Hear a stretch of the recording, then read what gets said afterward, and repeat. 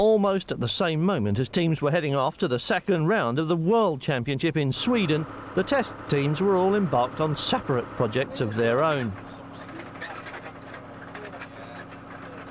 All big manufacturers run a separate test team now, and Ford's rally programme, run by Malcolm Wilson's M Sport, includes a large amount of test mileage. Team regular Bruno Thiry ran almost 1,000 kilometres of testing ahead of the opening round of the series in Monte Carlo. And now, here in Spain, the programme continued with a gravel test in preparation for the TAP Rally of Portugal. Though rallying has kept a place in the rules for much of the electronics banned from Formula One, the rules are still very stern and lay a foundation for a pretty even playing field. In particular, the 34mm turbo restrictor keeps horsepowers pretty similar, which puts the emphasis on managing the available power and converting it into traction, either by means of modern electronics or old-fashioned springs and rubber. Suspension and tyres are vital.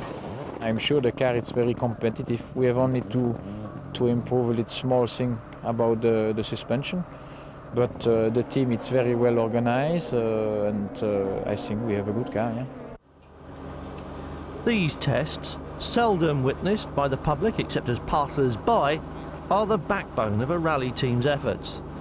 The test schedule is as punishing as the rally calendar, and the test team will go not always to every country on the calendar, but certainly to every type of terrain. Hence, this test in Spain for a rally in Portugal, which will run on similar gravel. And in order to allow the technicians and designers back at the workshop to respond, tests like this are often months in advance of the actual event.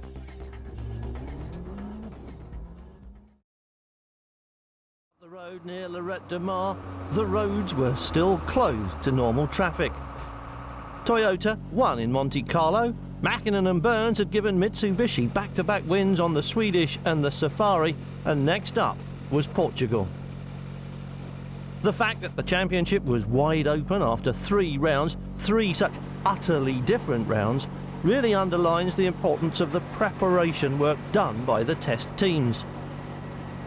It must sometimes be hard to remember that work done weeks ahead of an event might suddenly prove to be vital in the championship battle, and that tyre choices made today could make or break the season. No, it's not only a tyre test. We'll work with the setup, the diff settings, gearbox components, some aspects of the engine, but the biggest part will be the tyres for this one. But with rallying as intensely competitive and close as Formula One, events can be won or lost by the tyre decision. There will be different compounds with different temperatures, and various constructions have effects on the handling of the car. It's a controlled control program, and with a base tyre that will be used several times to compare all the new tyres against. And you can see how the base tyre changes through the day. Gives you a better idea of what the new tyres are actually doing. Ford began what was widely expected to be its most competitive season for years with an improved Escort World Rally car and a driver lineup that included 4-time world champion Juha Kankkunen, the most successful driver in the history of the sport.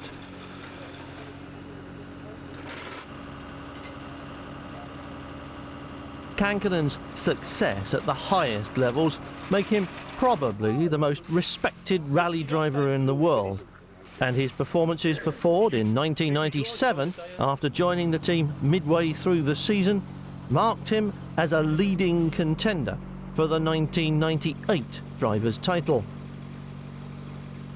Now he joined the team in Spain for the final day of this 3-day test, a brief visit squeezed between 2 championship events.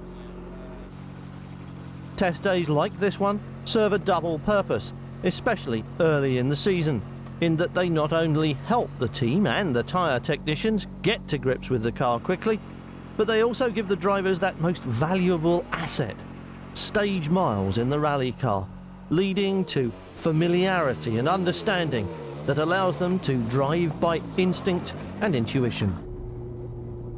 It's the harmony between driver and car which makes any form of motorsport a pleasure to watch, and it's the ability to reach an incomprehensibly high level of that relationship that separates the great from the merely good.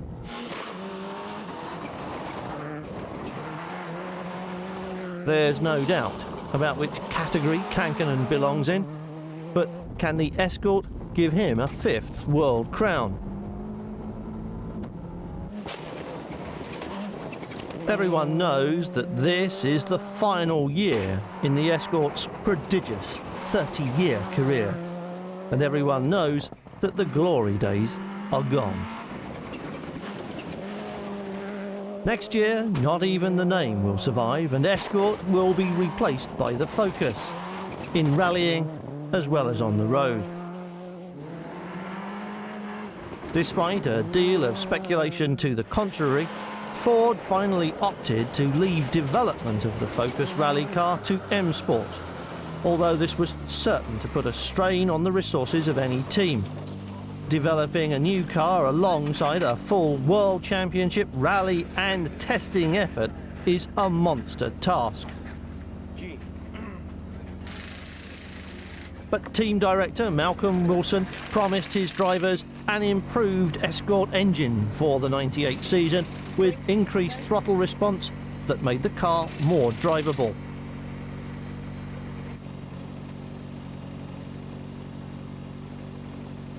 And all of the pre-season promise looked good early on, as Kankkunen finished the opening round in Monte Carlo second behind a storming return from the Toyota-Sainz partnership. In Sweden, Kankkunen was right behind Sainz again, although the Spaniard himself was following Mäkinen.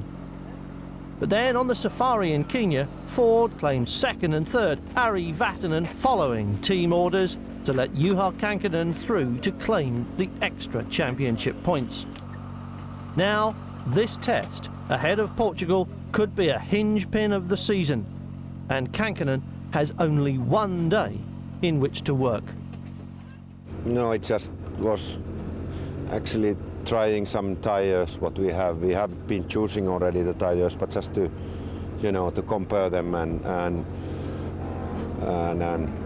to be sure that everything works and things. We did about 150 Ks, which one is more than Bruno did in 2 days. So in the kilometer-wise, it's not a small test. It may seem a trifle strange testing in one country for a rally which will actually take place in another one. It's like Sweden and Finland, that the snow is quite similar there, not different. All the preparation in the world can't eradicate the element of chance from an event or a season, and that's at least half the attraction of motorsport. No one knows what will happen next, because almost anything can. It's especially true in a high-risk environment like rallying, and on the Rally of Portugal, diff failure dropped Kankkunen out of second place to finish just 7th.